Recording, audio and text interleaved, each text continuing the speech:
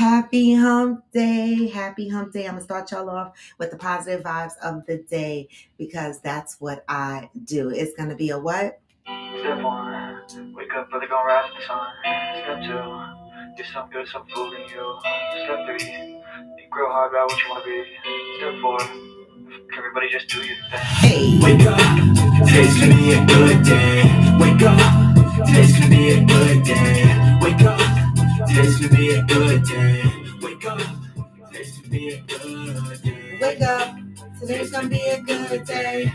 Wake up, today's gonna be a good day. Wake up, today's gonna be a good day. Wake up, today's gonna be a good day. Ha. Set your affirmations, aspirations. I got shit to do. Aftermath of preparation. Good food, good mood. Blood in circulation. One step at a time. Yeah, that's how you make it. Set a goal. You control and the steps you take them. I try to pick one. Thought, have some concentration. And if I make a mistake, it's called education. I try to do this every day and call it replication. Wake up, today's gonna be a good day. Wake up, today's gonna be a good day. Wake up, today's gonna be a good day. Wake up, today's gonna be a good day. Wake up, today's gonna be a good day. Wake up, today's gonna be a good day. Wake up, today's gonna be a good day. Wake up, today's gonna be a good day. So life ain't easy, yo. I think there's a reason, though. Ups and downs, just like every different season, yo. Sometimes I'm high, other times I'm barely breathing, though. You always gotta fight and hide from the demons, yo. Negative thoughts are poison they ride. Head full of thoughts, so here come the clouds. They'll never stop unless I can swap all the bad for the good in my head when I'm lost. Yeah, so I'ma fake it till I make it. Positive thoughts are overtaken, I got patience. One day at a time is how you operate a cadence. So flow, you grow, you show yourself a foundation. Stay away from all the shit that causes temptation. I know I'm glad I like to do it cause it's sensation. I live my life in my head like a narration. Don't expect greatness through my best, man, I take it. Wake up, today's gonna be a good day. Wake up, today's gonna be a good day. Wake up, today's gonna be a good day. Wake up, today's gonna be a good day. Wake up, today's gonna be a good day. Wake up, today's gonna be a good day. Wake up, today's gonna be a good day. Wake up, today's gonna be a good day.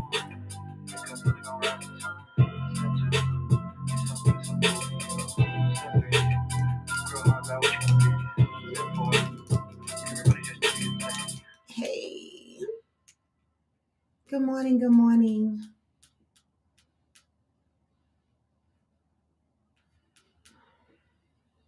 I'm sorry, y'all. Good morning, good morning. So I hopped on here because, this is my normal. Hold on.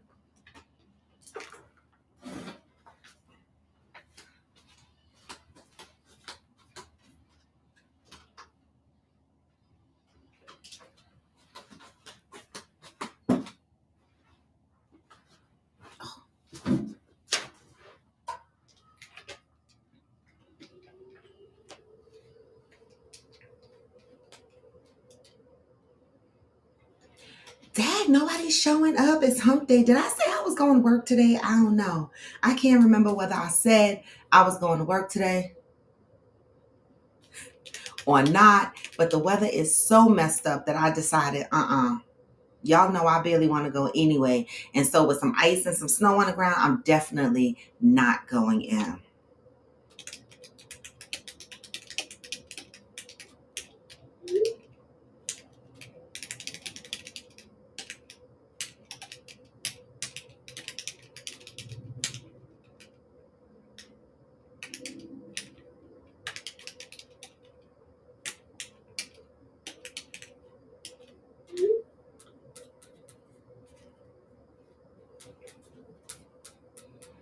Good morning, good morning. Okay, there are two things that I wanted to talk about. Well, one, I'm going to read the positive vibes of the day because today is January 17th. And of course, we can't go without reading the positive vibes. So I'm going to go ahead and read the positive vibes. I'm not sure if, good morning, Aquanda. My streaming was a little bit delayed. And so I was trying to get that fixed. All right. You know, with technology and the weather, things get a little iffy, things get a little delayed.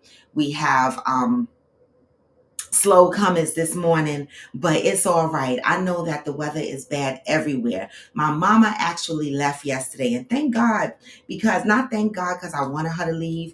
No, that's not it.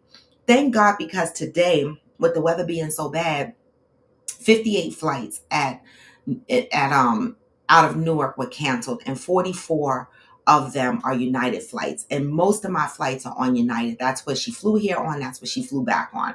And so if she was flying out today, which luckily I sent her home on Tuesday, because normally I either fly Tuesdays or Wednesdays. So it could have been a crapshoot between the days. But she is home safe, thank God.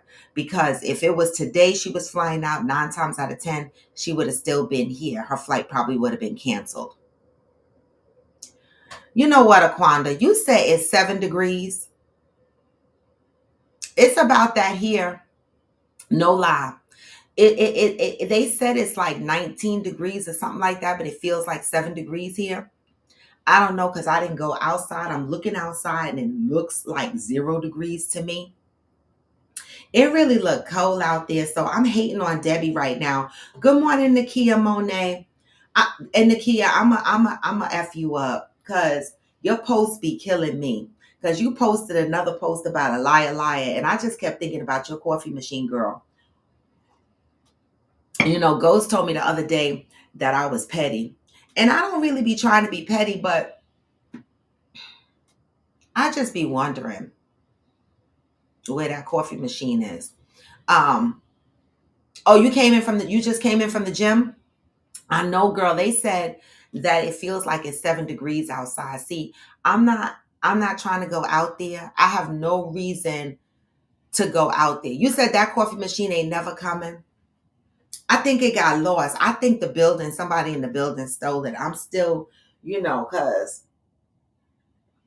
today is question and opinion day, right? Today is one of those days where normally on hump day, I do question and opinion day. Again, we got slow bringers this morning. People must be snowed in. Their cable must be out. But,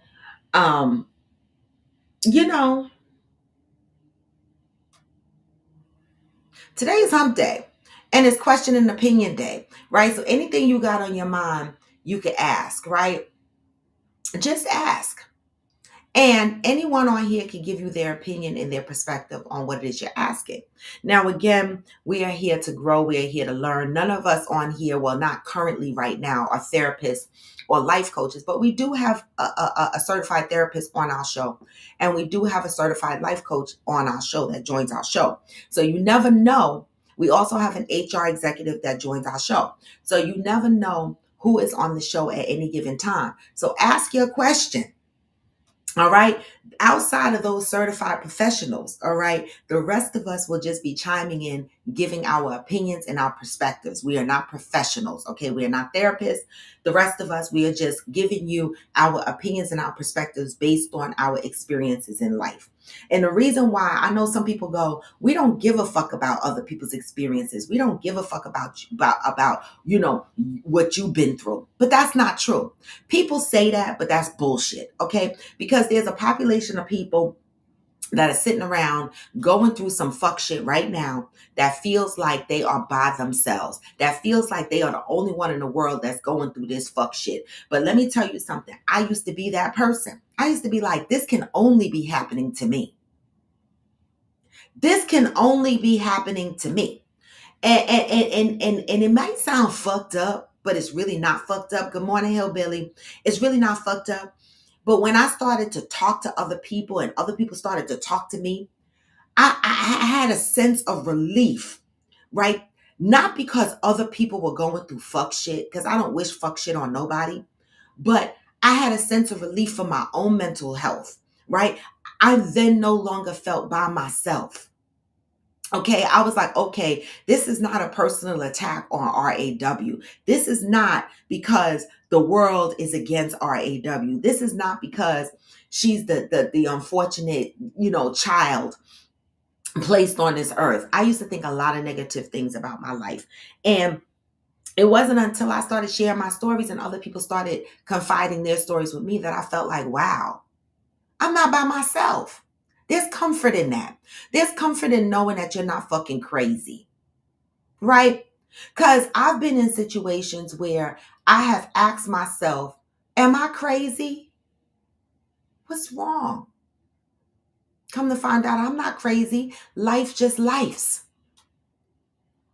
Okay. And so that's what this show is about. So today is question and opinion day. So don't be afraid to ask whatever it is you want to ask. I mean, Cheryl Lee asked a great question that we turned into a topic yesterday. What is the definition of love? That's a great question. It's a simple question, only a few words. But look at the depth of the conversations we got into yesterday, just talking about defining love and what that looks like. We found out that it looks different for everybody. And we also found out, some of us already knew, that this should be a question that we ask our prospects that we are dating. What does love look like to you? Listen, I wrote it down because I'm going to ask. That's going to be a question that I'm going to start asking. See, that's how y'all teach me stuff. I'm writing it down. What does love look like to you? Right? Everybody should ask their prospective people that they want to date. What does love look like to you? Okay. This way you can determine if you and that person are seeing love the same similar way. Okay. And Aquanda, I'm glad that you have your appetite back. And I'm glad, oh, well, your leg is still a little tender. You know,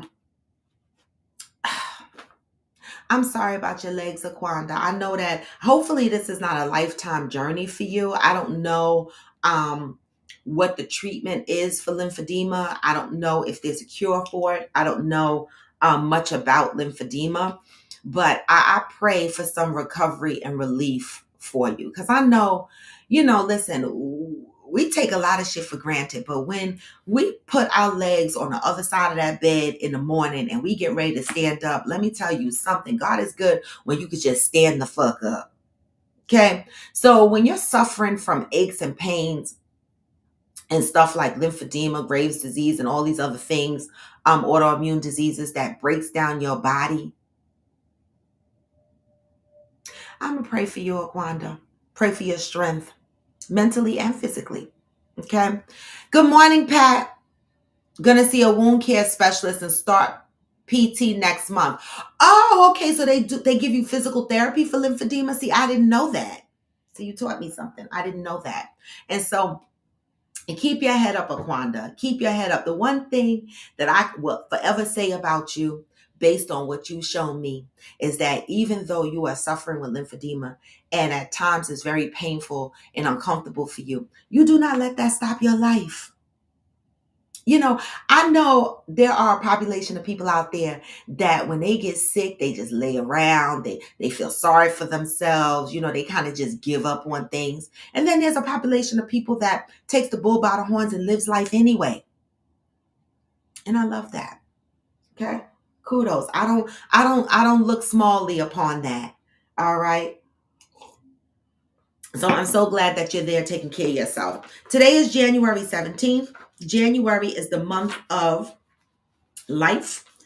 All right, so I'm gonna go ahead and read from Until Today, Ayan Lavanzant, because I always throw out the positive word so that we can start our day with positive thoughts, or at least intention of doing better based on the message that I read. Hillbilly said they have a new procedure for it. They surgically attach a lymphatic system to a blood vessel. Oh, that sounds painful. Hillbilly. But Aquanda, if you didn't know, maybe this is something you could talk to your doctor about. Thank you, Hillbilly. I appreciate that. January 17th. Life will work for me when I realize I cannot break through until I have a breakdown. I cannot break through until I have a breakdown. Good morning, Brian, aka Smokey. Life will work for me when I realize I cannot break through until I have a breakdown. Baby. Each of us must face a moment in our lives called the breakdown moment. This is the time when you must stand toe to toe, eyeball to eyeball with the very thing you have tried desperately to avoid. In that moment, you will want to find a way around, over, under, or out of having to do what you are faced with doing. You will do anything, say anything to avoid having to go through what is facing you. You will want to run and hide. You will get weak, almost faint. You will believe you are going to be sick. You won't be. What you will be is on your way to greatness. In the breakdown moment, the very thing you have feared, resisted, denied will stand before you, shaking its finger in your face, sticking its tongue out at you. It will show you things about yourself that you refuse to see or acknowledge. It will tease you, taunt you, push you, pull you to the verge of breaking down. In fact, that is its purpose. In the breakdown moment, your defenses break down. Your fantasies shatter. Your excuses fail. Your resistance erodes. In that moment, when there is nothing standing between you and the thing you fear the most, you will be forced to step into your greatness, because that is what life is demanding of you. Until today, you may not have realized that you are totally able, perfectly prepared, fully capable of doing the very thing you have convinced yourself you could not do. Just for today, be devoted to doing just one thing that will help to convince you. Today, I am devoted to stepping into my greatness. Ooh, baby. This is a message for me. My mama could tell you, some of my friends could tell you, right, that one of the things that I try to avoid, I avoid a lot of stuff. I try to avoid a lot of stuff, right? You know how I say I navigate through life? I navigate through life in a way of survival still, right? Survival mentally and physically, right? There's certain things in my life that mentally I have a problem dealing with, all right? One is mail, and I've talked about that on here before, right? Mail. Yes, my mama got home safe, y'all. She is home. Thank God she went home yesterday, because today 58 flights are canceled in Newark and 44 are United. And United is what I normally fly. So she would have been stuck here. And it's too cold for her here. So I'm glad she made it home. She got home safely and she was home by 9 p.m. Okay. So thank you for asking, Cheryl. All right.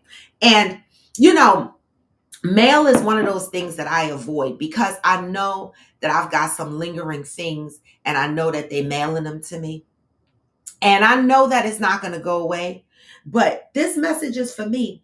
And I have gotten better over the years, because let me tell you something. There was a lot of things I didn't want to deal with, and I would get myself in so much trouble avoiding them, right? And what would ultimately happen is it would take me into a breakdown.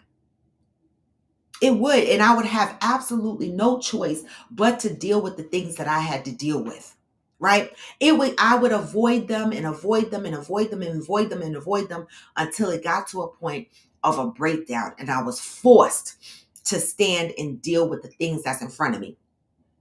I'm not completely delivered. I'm not, right? I still have some avoidance issues with certain things, right? But I have gotten better with conquering my fears with dealing with stuff, right? I am learning to, like Ayanla said, step into my greatness. Just step in it. Do the best I can. You know, I go into a lot of different scenarios afraid, right? Afraid of the outcome, afraid of the decisions that I might have to make. So these are the fear is the thing that makes me avoid standing head to head with these items, right? But I got to, because several times it led me to a breakdown. Takes you to a place where you have no choice but to stand up. So if you are that person, right, that avoids dealing with things, this message was for you today, right? This message was absolutely for you today. It said, until today, let me just read the last little piece. Until today, it says, today I am devoted to stepping into my greatness. What does that mean for you? Stepping into your greatness. What does that mean for you? See, it's very disappointing for me when I see people month after month, year after year, and they the same. Not the same in a good way, but the same, like they're dealing with the same issues. I have friends that have been trying to leave their husbands for 15 years. And I've got friends who complain about their jobs. Well, these are associates, not necessarily friends, about their jobs. I got people that complain about their weight. I got people that complain about the pains, the aches and pains that they have in their body. And there's a population of them that absolutely do nothing to change it. They make excuse after excuse after excuse after excuse. And I'm not judging them, right? Because I have my own battles. But if you are that person, step into the room and know that it is your time to step into your greatness. What's the worst thing that can happen? What's the worst thing that can happen? A failure is not necessarily a failure. You put yourself out there. So that message was a good message for me. Good morning, Val. So what are we talking about? I know the weather in Chicago is crazy. Buffalo is nuts too. Because Valerie, I commented on BJ's post yesterday because I saw her going to work, and I said, BJ, I just said on my show that you go to work in all types of weather. And Val, you saw her. She was going to work. Buffalo snow is up here. What's happening, Buffalo? And people are still going to work? Like, what is going on? Like, we got a little bit of, and I'm not going. Okay? Aquanda, you said you're trying to lose an enormous amount of weight. See, again, my opinion, my advice. That's all it is. It's not professional advice, it's personal advice. Trying to lose enormous amount of weight. Change your lifestyle. Right? That's one. Okay. Do not focus on the scale on a daily basis, right? Inches takes time to turn into pounds, okay? I mean, to each his own. Some people live by the scale. Again, I'm always going to give the advice to stay away from the scale. The fuck, right? Stay away from the scale and change your lifestyle, because I feel like the focus shouldn't be initially to lose a lot of weight. And the focus shouldn't be initially, this is my opinion, to gain a lot of muscle mass. The initial goal should be to create a lifestyle change, right? To develop habits that cater to your eating style and your fitness routines, right? I tell people this all the time because I feel that if you change the way your life is, what you eat, your movements, how you work out, how often you work out, and stop focusing on the actual weight loss and the muscle mass, and just focus on being committed and creating a routine for yourself and a lifestyle pattern, guess what? That will become a habit. It will become your routine. And eventually your body will show up. Your mind will show up, right? I found through my experience in working out, when I used to worry about weight and muscles and shit like that, I would just be so consumed with the numbers on the scale, right? And then I realized that it was fucking with my mental. I was like, I can't fuck with these numbers on the scale. Okay? I realized that I had to make a lifestyle change. I had to work out. This has to be a part of my daily living. Okay? It does. And eventually your body will show up. That's how I navigate through life, right? And then when you get into that routine and you comfortable in that routine, then maybe throw in, okay, I'm gonna target 10 pounds, I'm gonna target 3 pounds, because now you got your routine in place. But I find that people go in and they go, I want to lose all this weight and I want to gain all this muscle mass. And then they go in and they work out. And after a couple of weeks, when they don't see much of a difference, they get discouraged instead of focusing on making a lifestyle change. That's just my opinion. Okay. That's just my opinion. Okay, Val, it's a travel ban now. Okay, so you get another snow day. I love it. Aquanda not trying. I went from August 30th to today. I went from 198 to 165. I changed my lifestyle. Pat, thank you for chiming in on that because I'm not a fitness professional, but I've been working out. For anybody that has known me for 20 plus or whatever years, I have always worked out. Yes, I go through my chubby season. I do, because when I don't work out, I get chubby, right? My body needs workout because I'm going to eat what the fuck I want to eat. I do not diet. I gave up on that whole idea. I do not diet. I'm just conscious about what I eat, how much I eat, and when I eat. But I eat what the fuck I want to eat. That's why my hips are always going to be hippie. The fuck? Okay? So, I mean, thank you, Pat, for chiming in because I don't know how much more I can explain this. And I'm not a fitness professional. I'm not certified in the fitness arena. I'm going on how my body responds to my lifestyle. And I'm not skinny, but again, I'm not trying to be skinny, right? If you're trying to be skinny, then maybe your lifestyle, you have to curtail your lifestyle a little bit different from mine. Okay. I like my body. I'm maintaining. I'm maintaining and try to keep it toned and get it a little bit more toned. That's it. That's it. All right. Lifestyle change. Pat went from 198 to 165. Okay. You could go to the gym and do anything you want at the gym. But if your lifestyle is not consistent physically and mentally when it comes to the changes you want to make with your body, I know motherfuckers who go to the gym all the time and their bodies still look the same. It's a lifestyle change.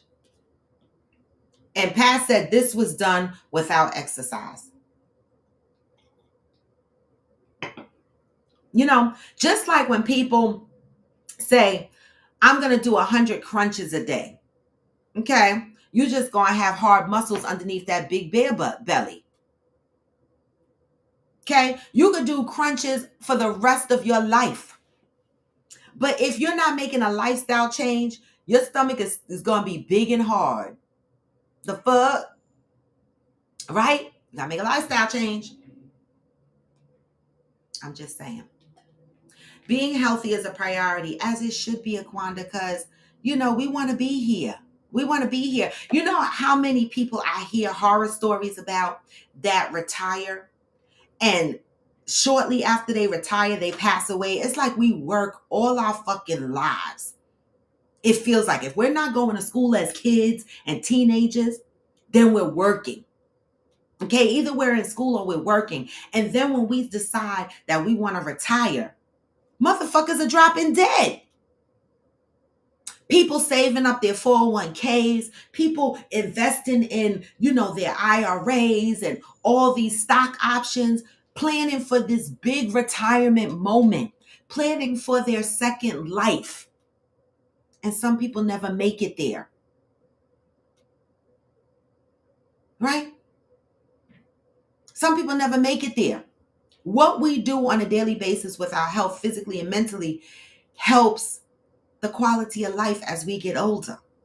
That's another reason why you should think about changing your lifestyle for healthier reasons. I want to be here a while. I want to still walk around. I still want to move around.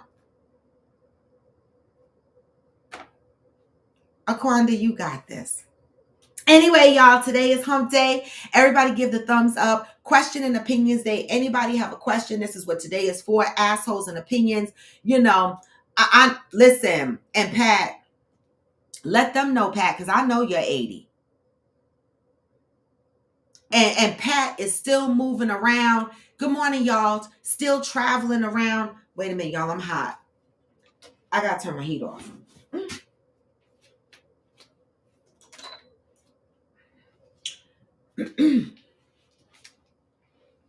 Pat is still moving around. She's still traveling around. Her skin, everything about Pat, you could tell that she takes care of herself. And this is what I'm talking about. 80 years old. You don't have to, you're going to get older. We all going to get older. We can't avoid that. But you don't have to be old. Oh, There go another t-shirt, hillbilly. It's better to wear out than rust out. I love that. Yes, it is better to wear out than rust out. I love that. All right. I absolutely love that. So yes, Miss Pat. So let them know 80 years old and you here to represent. And I love and appreciate you for that. All right. You are an example of we can live life as long as we want. It's how we manage our lifestyles. And talking about that, I had a hectic month of partying, vacationing, and a whole lot of alcohol, right? And so I'm trying to replenish from that as well, right? I need to go and get a vitamin drip to replenish myself, and I need to go get a B12 shot in my ass, all right? Because I need all this energy back that I just exhausted, okay? Because I'm tired. I'm so tired, y'all. All right. But it was a beautiful month. It was a beautiful month of celebration. It was a beautiful holiday having my mama here, celebrating my birthday and traveling to Jamaica. I can't complain. These are the things that I'm thankful for, right? This is me living my life and I'm grateful. All right. So, Jesse Hilarious. How many of you guys watch the Breakfast Club? How many of you guys watch the Breakfast Club? Or listen to the Breakfast Club, right? If you're from the East Coast, you probably listen to the Breakfast Club occasionally, right? Charlemagne the God and DJ Envy are the hosts of the Breakfast Club, right? And so this past year, what they've been doing on the Breakfast Club is rotating co-hosts, right? They didn't have a steady co-host. Okay. They didn't have a steady. Good morning, Mika. They didn't have a good morning, Cena. They didn't have a steady co-host after Angela Yee left. No, the Breakfast Club is a radio talk show, hillbilly. Comes on the radio. And so they've been rotating hosts for a year. They told us that in 2024 they were going to have a permanent co-host. So now a couple of days ago, a week, I don't know exactly the date, but it's out there on social media. You can look it up in Shade Room or whatever, right? Jessie Hilarious came out and announced that she is the third co-host for The Breakfast Club. This is what is circulating around. And they did interview Charlemagne the God. Okay, go out there and look it up on Shade Room. Okay, and they asked Charlemagne the God, oh, is Jessie Hilarious the third co-host, as she announced that she is she got the final seat as co-host in the Breakfast Club. Charlemagne the God proceeds to say, we don't have a co-host, a third co-host. I was like, wait, what? And so this morning when I saw that interview with Charlemagne the God that said he don't know nothing about Jessie Hilarious being a co-host, not co-host. Now Charlemagne the God would know that because it's his fucking show, right? And so I was like, hold up, wait a minute. So I went back on Shade Room to make sure I wasn't bugging, and I listened to her announce that she was the permanent third co-host on the show. And then I went back to Shade Room's interview with Charlemagne the God, where he said they do not have a co-host. Jess Hilarious. I don't know. It's Jess Hilarious. Whatever. Jess Hilarious. Right? And so, my bad. And so I want to know what the fuck happened. Like, how embarrassing is this after you make an announcement that you're going to be the permanent co-host of the Breakfast Club, and then Charlemagne the God says this morning that there is no co-host. And normally Jess Hilarious comments on these type of posts. She's the first name you normally see up on a Shade Room post or somebody post saying something and having some lip to say. She wasn't on none of these posts, and baby, I wasn't the only one who noticed. Other people that was commenting on the Shade Room was like, well, where's Jess Hilarious? How come she isn't saying anything? She was out celebrating that she was the Yes, Val, she was celebrating. She was out celebrating And as of this morning, they're saying she is not.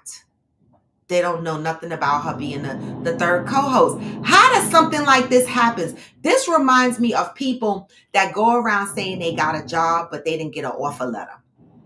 You know what I'm saying?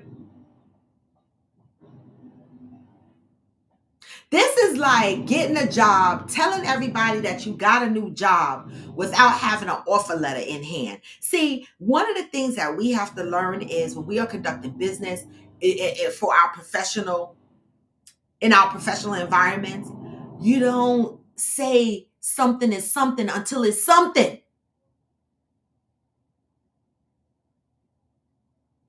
Okay? You don't say something is something until it's something. Okay, you make sure your salary is negotiated. You make sure all your perks are negotiated. You make sure that they write that shit down on paper, they sign it, and you have it in your hand. That is when, and that is the only time you say you got a job. I don't give a damn how many people tell me, oh, you're hired, you're this.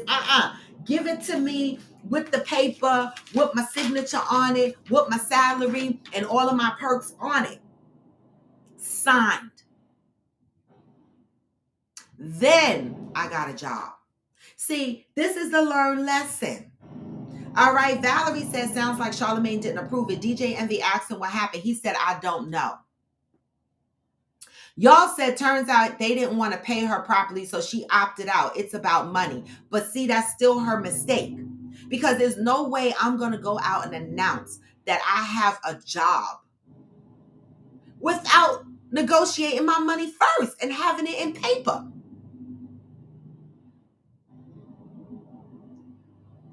Right? Now, I agree, Val. I agree that Jess Hilarious would be a good addition to the Breakfast Club. When she made the announcement, I was like, that's a good pick.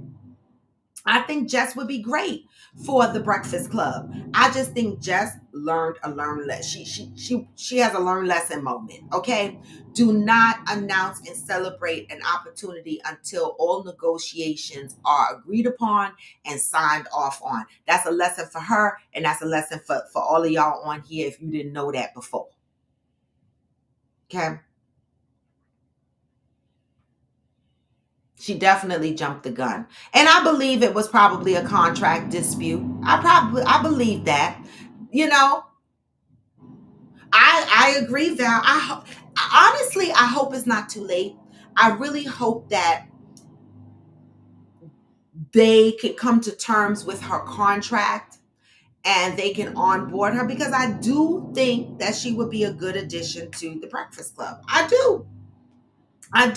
So good luck, Jess. Hilarious. Sorry for butchering your name. You don't listen to my show anyway, but I'm just the fuck saying. Good luck, Jess. Work out your contract deals and do not make another announcement until you got it signed on paper. All right? That's a lesson.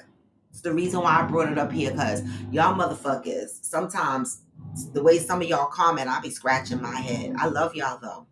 All right.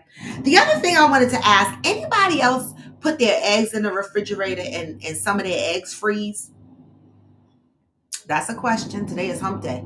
Anybody put their eggs? I bought these plastic egg holders so that I don't have to use the cartons in my refrigerator. They're like the clear egg holders. And I put my eggs in them, and I put my eggs in the refrigerator, right?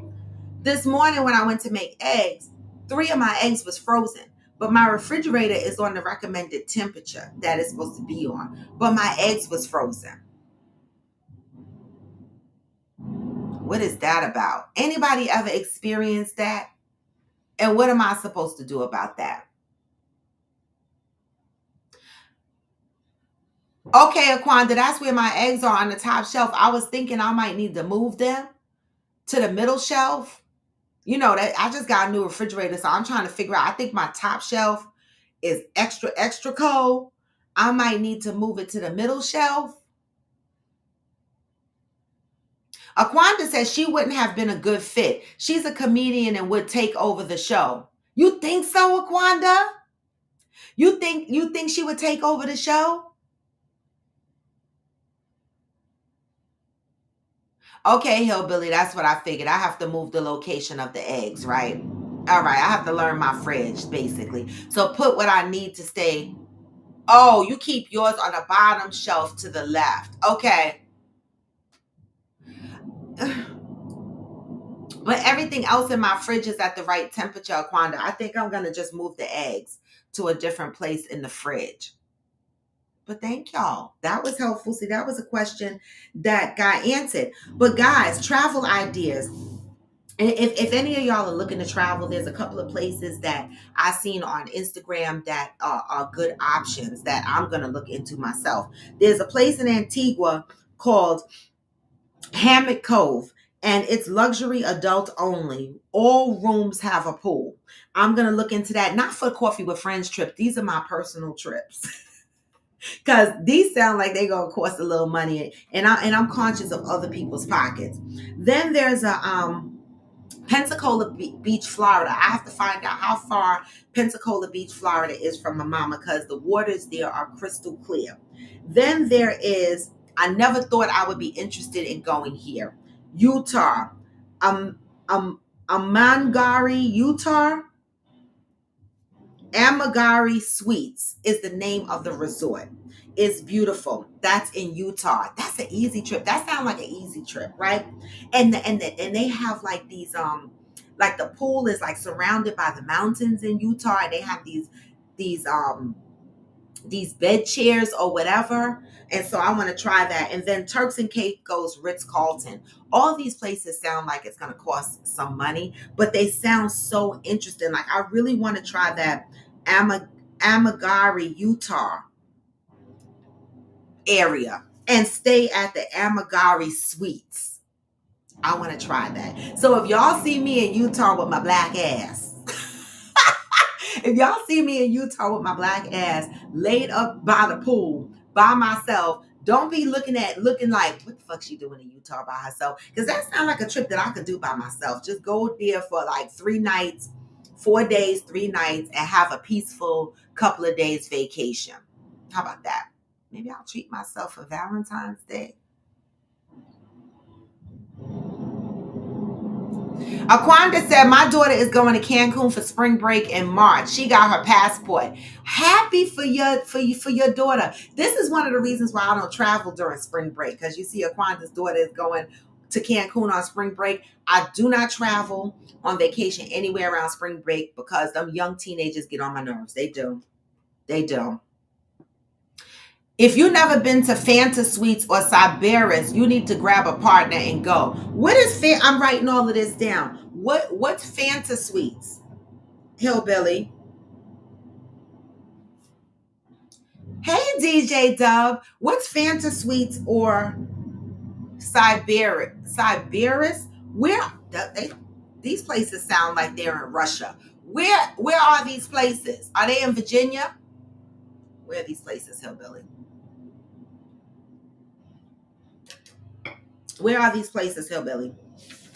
So the other day on social media, there is an IG page called The Black News. I remixed and reposted some of his stuff. So, Siberis Pool Suites. Oh, Siberis Pool Suites. He had an interesting topic the other day, okay? Black men are to blame for women processing their hair. Black men are the blame for women processing their hair. What are y'all thoughts?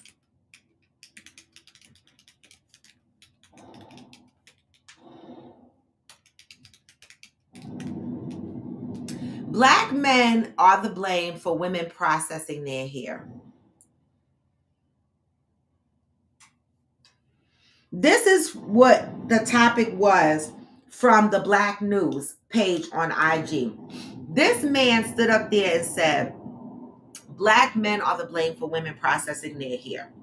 I want to hear what your first immediate thoughts are when you hear this sentence. What are your first immediate thoughts? Thumbs up while you're thinking. Fantasy Suites, a room like a cave. Oh! with costumes. Some rooms even have waterfalls in them. They are in the US.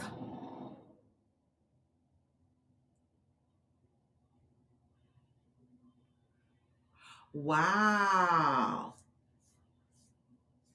Y'all said wrong. Black men are to blame for women processing their hair. This is what the Black News said.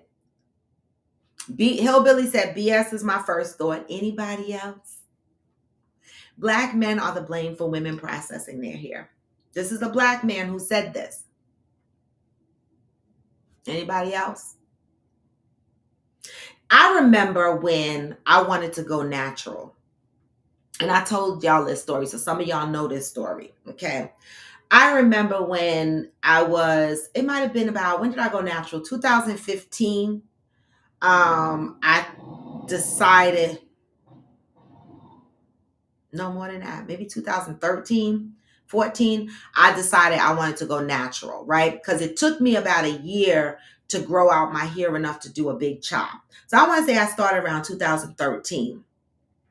All right. I remember when I told the guy I was dating at the time that I was going natural. And he had an absolute fit. He was like, your hair is nappy. You're not going to look good. It's going to look bad.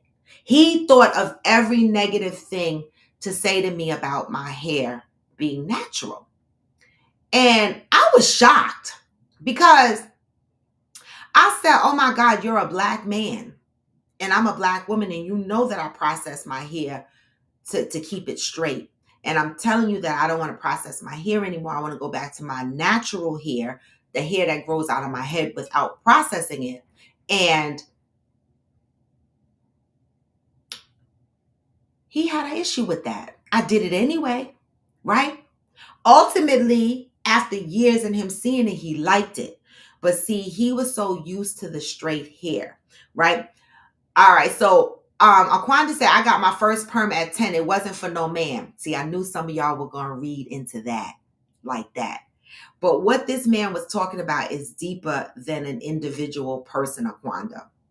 It's not just about why you got your hair permed at 10, but why did your mama perm your hair at 10? Right? Your hair being permed as a little girl, you're not thinking of it as for a man or for society. You just know your mama permed your hair. But why did your mama perm your hair? Right? I remember when I got my first perm, I was natural up until the age 17. Okay. My mother never permed my hair. She didn't even like people doing my hair. Okay. Good morning, mother.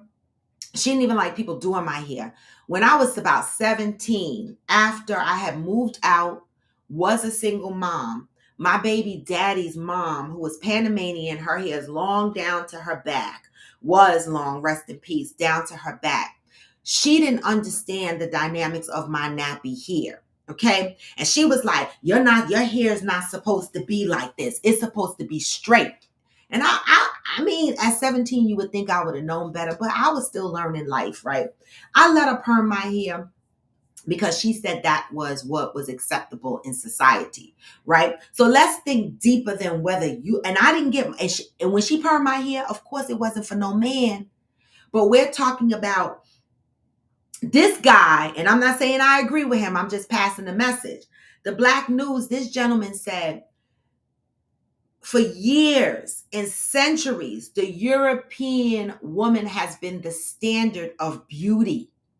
So unconsciously or subconsciously, right, we are defining our beauty based on European standards.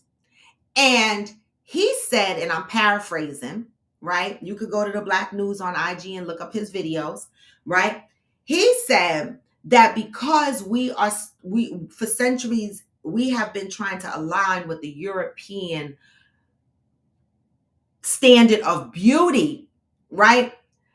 Our Black men, right, developed a preference, paraphrasing, developed a preference of straight hair, not nappy. Even Jerry curls is soft, right? Straight hair, not nappy, right?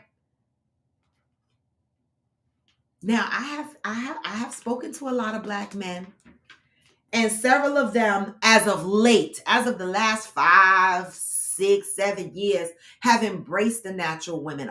A woman. A lot of these Black men today are saying, "I love a natural woman. I don't want a woman with unnatural qualities." Right now, this is the new movement that where people are speaking out loud about it. I'm not saying that there wasn't a population of men that always felt like that. I'm just saying it's loud now. I want a natural woman. I don't want the BBLs. I want the natural hair. I don't want the makeup. I don't want this. It's loud now. But there was a time it wasn't loud. How did we get sucked in to the European standards of beauties? And does the Black man contribute to the woman trying to meet those European standards of beauty? That's the question. Let me go up. A Black woman, Marcel G, created the straightening comb. I won't blame Black men for that. Okay. Black women are the blame for Black men losing their hair. You think so? Damn it.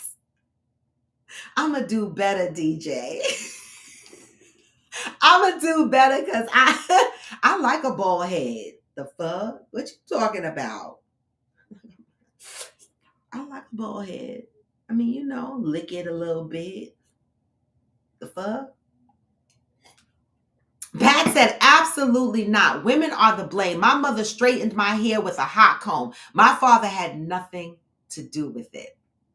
Aquanda said, I first got a permit. Okay, it wasn't for no man. Cheryl Lee says, so was the Black woman the reason men processed their hair? Because why did the men process their hair? Are they trying to meet the European beauty standard? That's a great question. Why did men start processing their hair?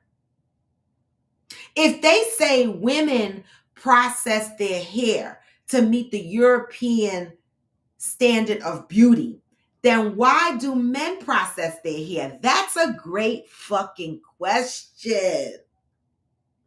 It's a great question. I love that. Why do men process hair? Besides the fact that they the fuck want to. We know that there's some underlying influence there somewhere. Okay? The image of a pimp has the hair permed and all of that. Where did this come from? Y'all said I went through that in the military when I went natural. Shameful. I'm writing about it in my book.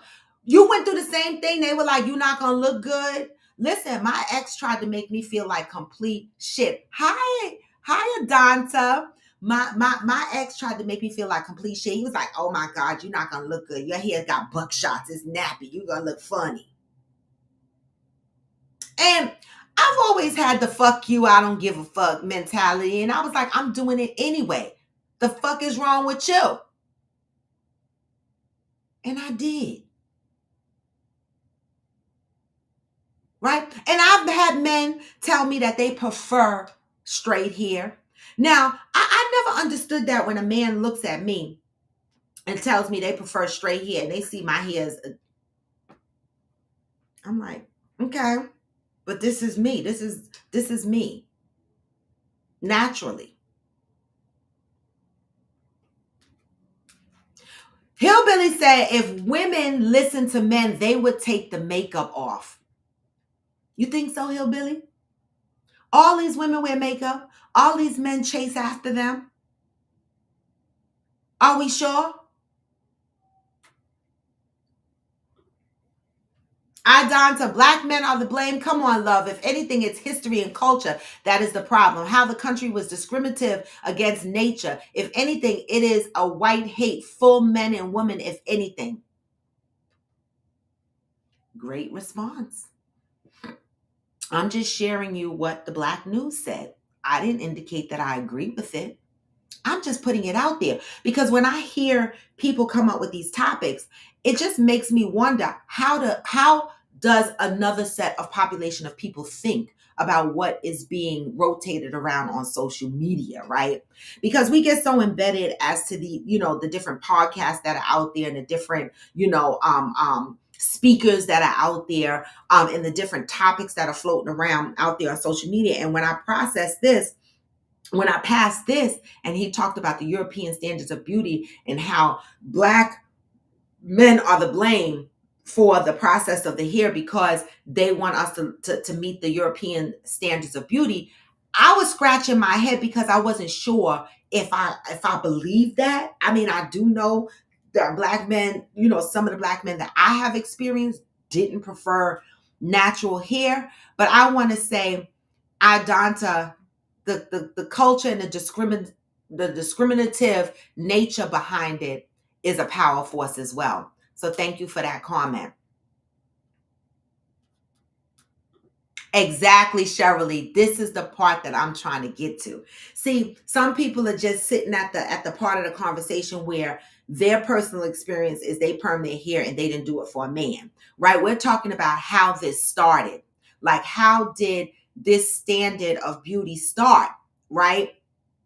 Deeper than just you getting your hair permed at 10 or you getting your hair straightened at 5. It's deeper than that, right?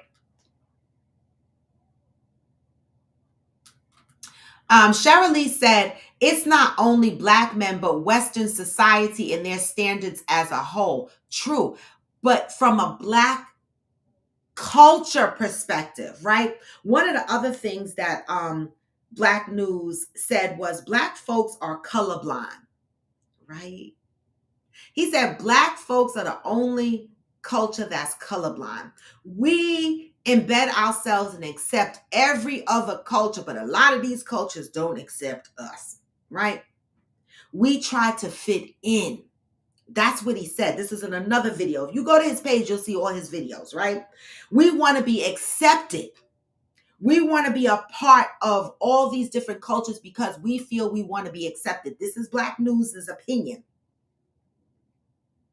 So when we think about Western society and their standards as a whole, right? Think of other cultures, right? Middle Eastern. Do these Middle Eastern? Yes, it's always going to be an example where you got a Middle Eastern friend who is meeting the European standards, right? We're not talking about the small population of those. We're just talking about big chunks from a culture perspective, right?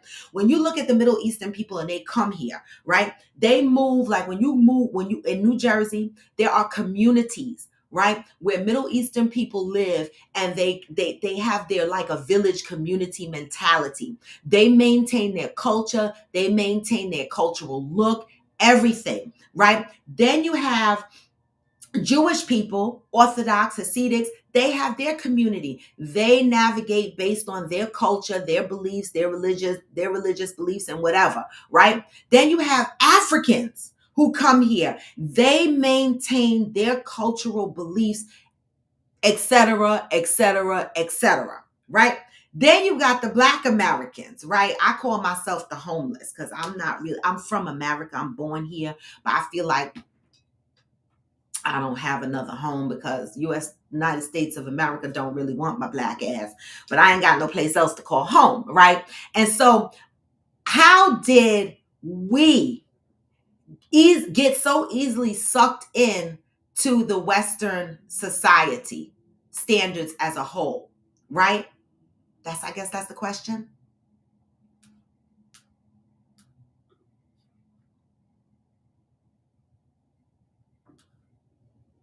You said pretty cakes you buy suck. Plain homemade cakes are the bomb. Is that the makeup versus the non-makeup?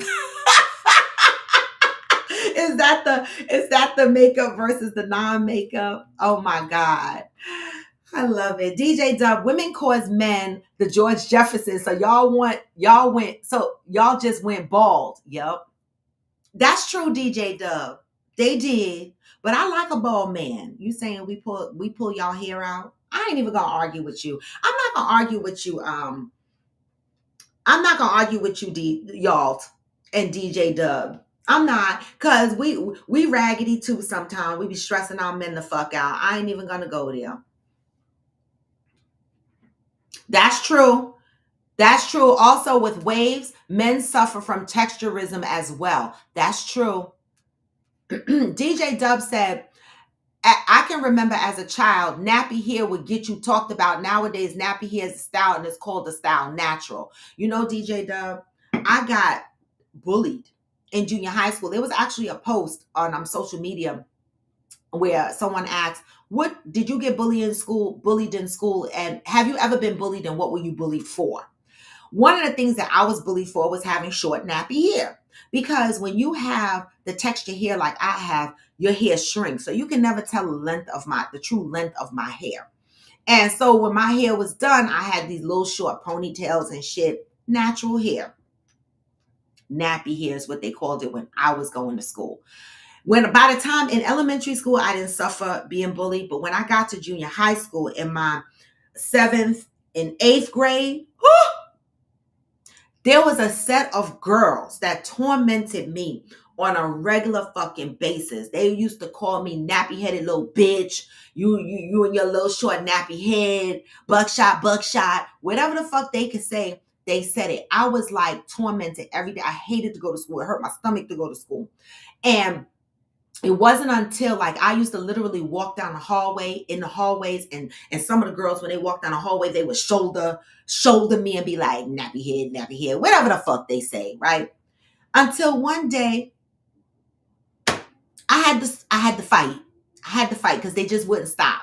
And so I told that story before. I had to wind up fighting one by one because my baby daddy, who was 4 years older than me, stop it, y'all. It don't matter.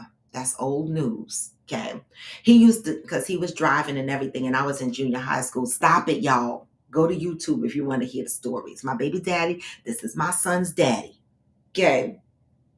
He came up to the school. He was like, you gonna fight each one of them motherfuckers. I was like, stop it. I don't fight. He was like, you gonna fight today. He picked me up. Drive, following behind the pack of kids walking from school. As they turn, split off to go up their blocks, he cut, jump out the car and whip her ass. This happened day after day after day until we got to the last one, the bully. And then that's when he came up to the school, and we were in the schoolyard, and the main bully was playing handball, and he called her over. And she knew him because he was popular in Laurelton. Okay? And she was like, what's up, Nito? Because that was his nickname. His name was Alvinito. That was my baby daddy's name. Alvinito means little Alvin. Okay, Ito. It's Panamanian. And he told her, he was like, this is my girl, and I hear that y'all bullying her, and every day I will have her kick y'all ass on a regular basis. The main bully started crying. I don't want no problems. I don't want no problems. They didn't bother me after that ever again. So I lived through being bullied for having short nappy hair. I did. And so when I hear people being bullied, it hurts me because I know what that life is like. You understand what I'm saying? And many people think because you're cute or because you're this, you're not gonna be the one to get bullied. But bullying has no, listen, it just take a bully to bully you. That's all it takes. Okay. And I lived through that, and I had to fight through school because of it. Okay. And in these days and times, if we were in 2023, 2024, I probably would have got arrested because I box cut somebody. In junior high school, I cut somebody. In these days and times, I told y'all I'm a cutter. I'm a poker, I'm a cutter. I box cut somebody because my mama was an ice picker, and she always told me to ice pick somebody or cut them. Now, that's what I learned. And I cut somebody. And I got suspended. But in these days and times, you could get arrested. So it's hard out here in these streets. The fuck? So you're right, DJ Dub. It used to be nappy hair, and it used to be a bad thing. Now it's natural and it's beautiful. Okay. Cheryl Lee said, even so, white women had to perm their hair because it was too curly for Western standards of beauty.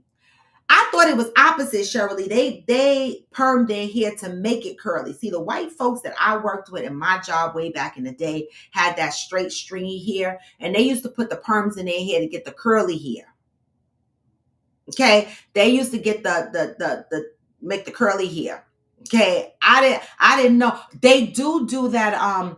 The perms is for curly hair, but they do have another treatment for straight hair. What is it called for white folks? It's another thing. It's like a silk press, but it's for white people. I forget what it's called. It's like not a protein treatment or something. It's something. Hillbilly said, media doesn't control me. The mullet was a style too. Don't mean it was good. Listen, the Gumby was a style. Y'all remember Gumby with the side cut in the 80s? Y'all know, y'all watch Boys to Men or whatever the fuck, Boys in the Hood, I mean, and everybody had that Gumby. I was like, what the fuck is this? I never liked that style. Well, true. Well, okay, that's another one. Keratin treatment. Thank you, Aquanda. Keratin treatment, which I think is like a protein, right? I think. Valerie said, why are all those African women and men bleaching their skin? There was a video that was circulating around either TikTok or IG. And there was a man in Africa bleaching his skin. He had blotchy dark spots on his skin. And they kept saying to him, why do you bleach your skin? Okay. Women and men bleaching their skin. Why do we think that this is still happening? This is still happening. Now, maybe I would have understood it if it was happening 100 years ago because we were trying to fit in and not, or maybe 400 or 500 years ago, right? Because we were trying to fit in, right? But why is the bleaching of the skin still happening right now?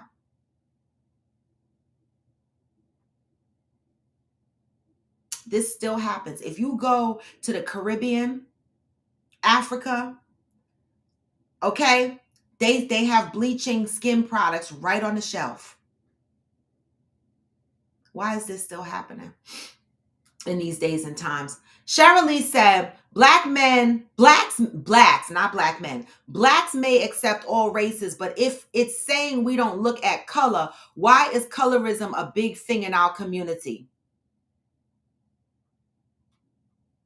Well, Cheryl Lee, the first thing that crossed my mind was we accept every other culture but our own. Like, we are open, and this is just my opinion, y'all, is AKA assholes. Everybody got one. It don't mean that you have to agree with it. But I feel like Black people, and this may not apply to you, this is just a general statement, but it doesn't apply to every Black person, okay? Some Black people will embrace other cultures and their diversity with ease, right? Oh my God, their culture is so beautiful, right? But then when we focus on our own culture, the question is, why is colorism a big thing in our community? Question. Why is it still an issue? Now, I know that from slavery, we got fucked up in the head with it because, they pit colorism. This started way back before my time. They pitted the light against the dark. We know that, right? But now that we know better and we're supposed to do better, why are we still having issues with colorism?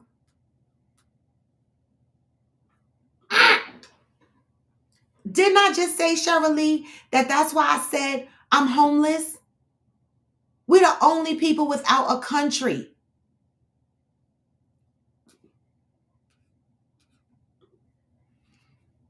Y'all said we have to be extremely honest about slavery and its effects on us. We haven't even been free 200 years. It's going to take a bit more time to uncondition a lot, but we're getting there. I agree with that.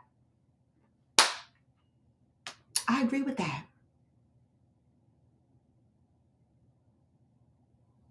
Pat, including my cousins who abused me too, but y'all heard that story. Okay. DJ Dub, I'm really not dangerous. I'm a nice person and I don't fight. But because I don't want to fight, I will cut you. That's just my way of avoiding fighting. Okay? The fuck it is. Exactly. Bobby Brown had that Gumby. Diversity kills culture, in my opinion. Wow, Hillbilly, that's a big statement.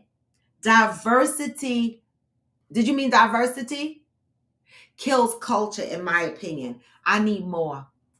Yes, you meant diversity. What do you mean diversity kills culture? Diversity kills culture. I like that, but what do you mean by that?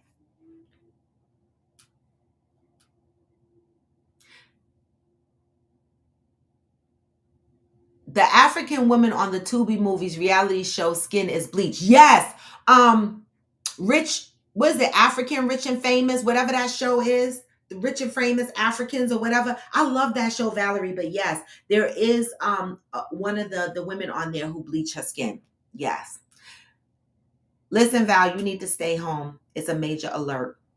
It's just something to think about. Diversity kills culture, in my opinion. I want to hear more about that.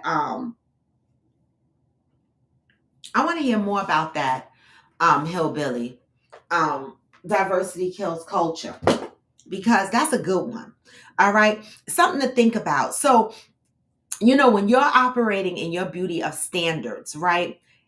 What do you compare your beauty of standards to something else? Now, years ago, I'm going to be honest, when I used to perm my hair and shit, I used to always strive to have long, flowing, moving hair, or whatever the case may be. And my little cousin, she's going to kill me growing up. I'm not going to mention her name. Growing up, she used to wear stockings on her head, like the stocking pantyhose, and have them hanging down long and walk around the house doing this. This is my hair. This is my hair, right? We grew up with her wearing these stocking things, calling that her hair, because she thought we all needed to have long, flowy hair. Where does this come from? DJ Dub, I'm really nice. I just, I'm really nice. I'm not dangerous. Hillbilly said New York is diverse. You can't sacrifice chicken in a voodoo ritual. Yes, you can. They do it here in Brooklyn all the time. Not only do they sacrifice chicken in Brooklyn on the street in Bed-Stuy, I have seen them do a goat. Okay, what is it? The Haitians in them, they dress up in all white. We have stores that sell live animals. They go to fuck over there, get their chicken or their goat, and they dance around, and they butcher that fucking goat right there on the Brooklyn street in Bed-Stuy. Okay, they fucking do it. Now, I don't know if it's against the law or not, but they do it. Dominican Republic is isolated, yet has more culture. Isolation breeds culture. I think we do have culture in New York, but it's pocket. Like I said, if you go to Middlesex County, the culture in areas like New Brunswick, Edison, okay, South Brunswick is Indian, Middle East. Like, I hate to call them Middle Eastern, but Indians, like from India, Asians, because they're culturally aligned with Asians, right? And so there's a whole culture there. In New Jersey, there's pockets of culture here. In Newark, there's a culture of African communities. Okay, there are pockets of culture here, but New York is so big and so broad that you might not see it or experience it if you just popping in and out of New York. But we do have culture here. We have neighborhoods that are very cultural, that you can deem as kind of isolated, right? We got some neighborhoods that we be like, oh, you moving into that neighborhood, Williamsburg right away. You be like, that's a Jewish neighborhood. The culture is there, right? But we're talking about the Black Americans. See, Dominicans come here and have their culture. Africans come here and have their culture. Panamanians come here and have their culture. My baby daddy, their families was tight. They got together. They had a culture, a group of people, and they kind of lived in same similar areas. Okay? The culture is there. Black Americans, I feel, don't necessarily have like that culture. I don't know. It's hard for me to phrase it. Some of y'all live here in New York. Help me. Isolated tribes have the most culture. I mean, like indigenous people, I absolutely agree. Yep. So I agree with the isolation. That's how the culture continues to thrive, like when they're together. I agree with that, Hillbilly. Yep, Valerie, all New Brunswick up to Princeton. Indians from India. Even the restaurants like here, if you want Indian food, I drive an hour and I go to Edison, New Jersey, because that's where the best Indian food is. Or New Brunswick by Rutgers University. Right? So how can we bring more of the Black American culture into existence? That's going to be my question tomorrow, right? Because I don't have time to go through it today. I got some meetings to get ready for. But how can we bring the Black American culture to light? And what does that look like? Valerie said, I didn't know it was that many Africans in New Jersey owning big houses. First time I ever lived around Africans. Yes. East Orange is a big African population. They all up and down my son's building. Okay. But what can we do to highlight the Black American culture? What does that look like? What does that look like? A thought for tomorrow, something to think about. What does the Black American culture look like to you? And do you see it where you live? And if you don't, how can you bring it to where you live? What's missing? Things to think about, right? And with that, I'm going to lead to ending the show, but I'm going to make a few announcements because every day we don't always have the same people on our show. So March 6th is when I'm planning to come to Houston, Texas for rodeo activities, right? Now, I did mention on here that I have a trial coming up for court and it's supposed to be in March. I need to call my attorney. I'm not dealing with that this week. See, I said I avoid certain shit. This is one of the things that I'm avoiding. I will call him on Monday and I will ask him what dates we are looking at in March for this trial. Hopefully it doesn't fuck up my Texas trip. I'm a little bit stressed about this trial shit, but I'm praying that it doesn't mess up my Texas rodeo trip. It's not going to completely mess it up. It'll just make me change my dates, but I'm hoping not. So right now, tentatively, I'm planning on getting to Houston around March 6th or 7th because I like to get there a day or two in advance of the activities so that I can unpack, unwind, and just get my footing together. Okay. And so I need to, starting Monday, I need to get a list of people that's going right now. And I'm going to confirm this list. I'm going to confirm this list all next week, right? Because we have to start creating itinerary. We need to start creating a group chat. And so for the rodeo activities, I have Valerie coming. I have Cheryl Lee coming. Cheryl's coming. Who else is coming to the rodeo in Texas? Not the people that live in Texas, because y'all are going to be there. I'm talking about Texas folks. I know who you guys are. Debbie, Fancy, Ghost, Smokey, Nut. Who else that's not from Texas is coming to the rodeo, right? I need to start collecting these names by next week so that I can understand the amount of people that's traveling and so that I can plan accordingly.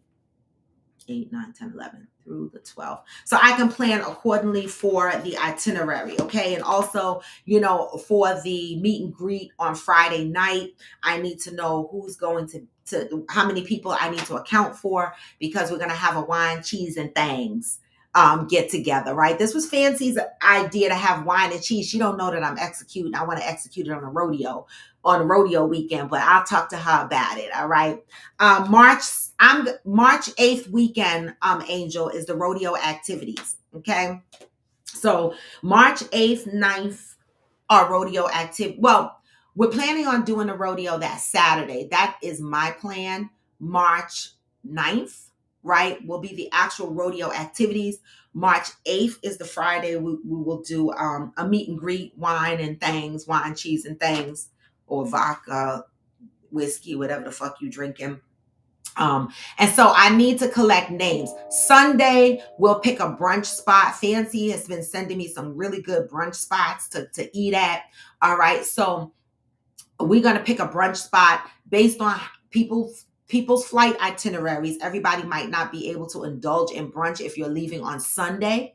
Okay. But I'm mostly going to head out of Texas on Tuesday, right? I'm probably going to bring my work laptop because I gotta work, I think. I'm not sure, right? And so I might have to bring my work laptop with me so that I'm not taking excessive days off.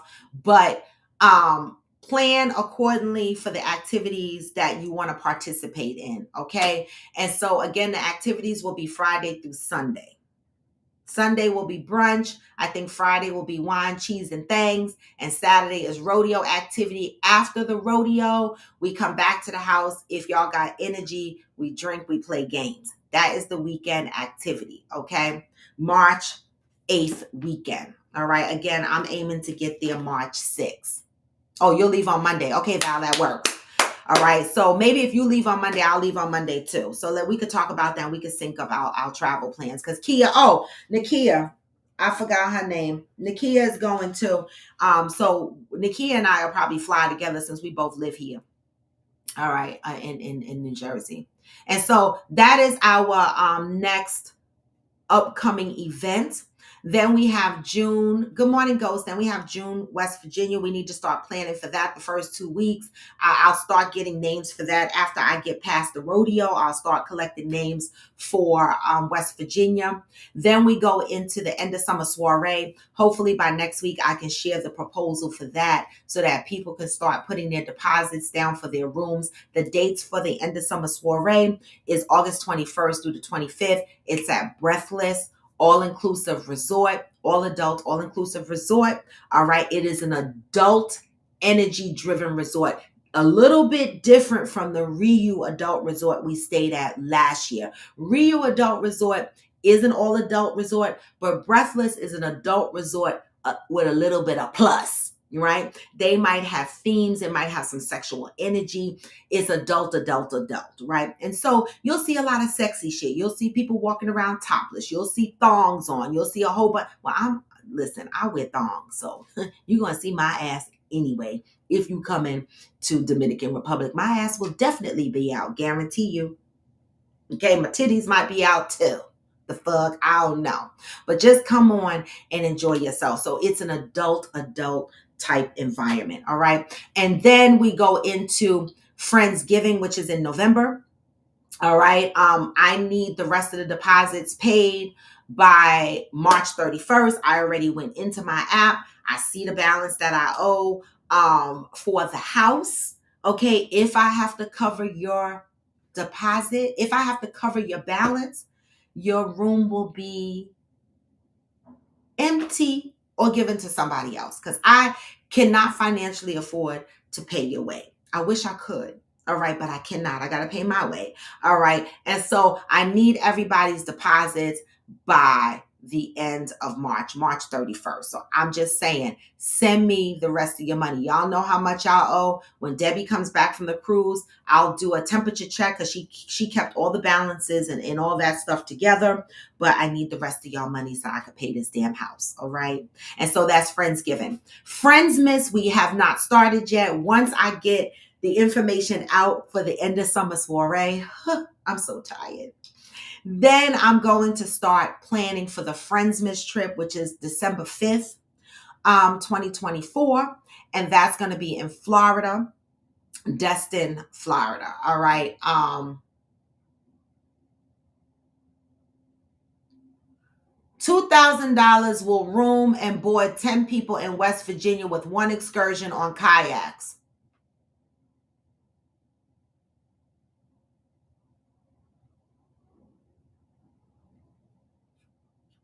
I like it. I like it. That's not 10 people, but we got to get 10 people to agree to come to Virginia. See, that's the thing. Because y'all motherfuckers be acting like y'all don't want to go.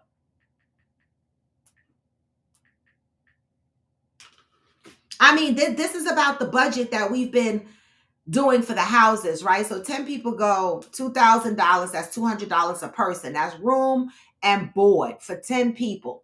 Okay. One excursion on kayaks. That's not bad, $200. I like this, hillbilly. I like this, right? So we need to start collecting names for West Virginia. If we get under 10, then we're going to have to drop down to a cheaper situation, right? But I need to know, this is after I get some of the other stuff out the way, but people start thinking about it. Who's planning on coming to West Virginia, right? Because we need to work on accommodations and we need to start collecting those funds. Right now, I know everybody is not going to be able to make every trip, but the reason why I do so many trips is because at least it gives Coffee with Friends members the opportunity to jump on board with some trips if they can't make all the trips, right? This is in an effort to help build our village, and we try to keep the trips as low as possible. The big ticket item trips are trips like the end of summer soiree that might cost you $1,200 or $1,000 or $1,300. But everything else I try to keep at a decent pace because we're city hopping and we're just trying to build relationships with each other, right? Our end of summer soiree is our big deal. So that's going to cost you a little bit more. All right. And so far I have for the rodeo, Valerie, Cheryl Lee, Nakia, right? In Texas, I have Deb, Fancy, Ghost, Smokey, Nut, right?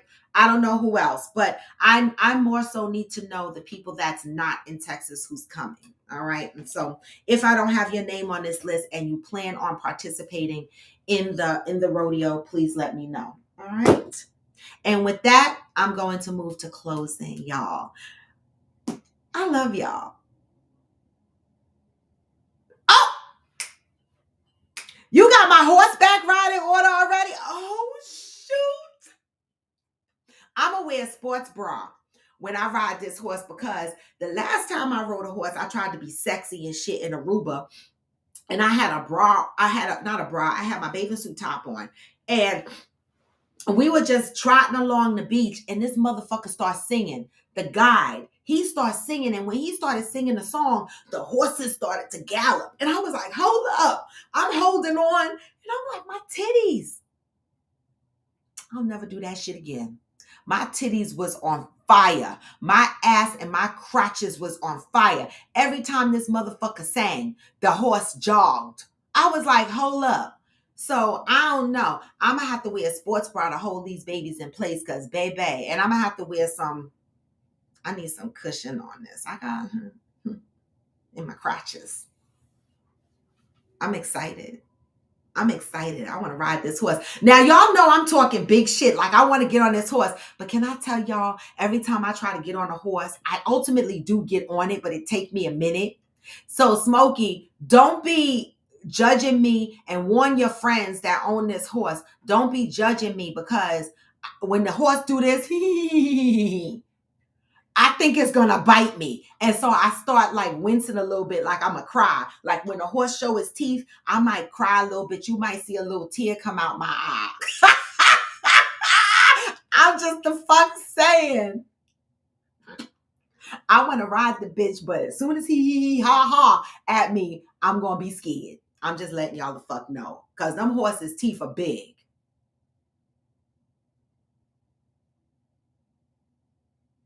Anyway, y'all, I done gave out all my announcements and shit, and y'all done laughed at me enough, okay? But fuck that. I'm just the fuck saying, okay? Have patience with a sister, because I be wanting to do a lot of shit and be scared as fuck. And people be aggravated with me. They be like, Robin, you said, bitch, don't fucking say I said I'm scared. Now I'm going to do the shit. I'm scared. Just have some patience with me. Anyway, you know what I say. Move with peace and love. This is Coffee with Friends, and I'm Royalty Power, and I'm gonna send y'all out with some positive vibes of the day because today is Hump Day. We in the middle of the week. The week is almost over. Damn, we just left the weekend, but here it come back again. And I got a lot of work to do today, so I'm gonna just send y'all along your way because you know what I say. No matter how low, you can still work. Even when you feel low, you can still go. And you can. Even when you feel slow, you can still go. Even when there's no hope, you can still go. Yep. I never answer to no, man, I still go. And I don't. This is Coffee with Friends, and I'm Roy to the bone. Come back tomorrow, y'all. Thursday. What's the topic gonna be? Hey, come and find out. Peace and love. Get this message. Hustle hard. I've been making moves. Hey. I've been doing shit my way or the highway. And in the driveway is a nice range. Cause I got through a climb, I invite. Hey. You never hear me, bitch, nah, I don't complain. Just gotta flip the switch and you can go and obtain anything you want, anything you need. Your mind's got the key ingredient. Hey. But I just got right by that energy. Even when you feel low, you can still go. Even when you feel slow, you can still go. Even when there's no hope, you can still go. I never ran, sitting on. And I don't. Peace, y'all. I'm out.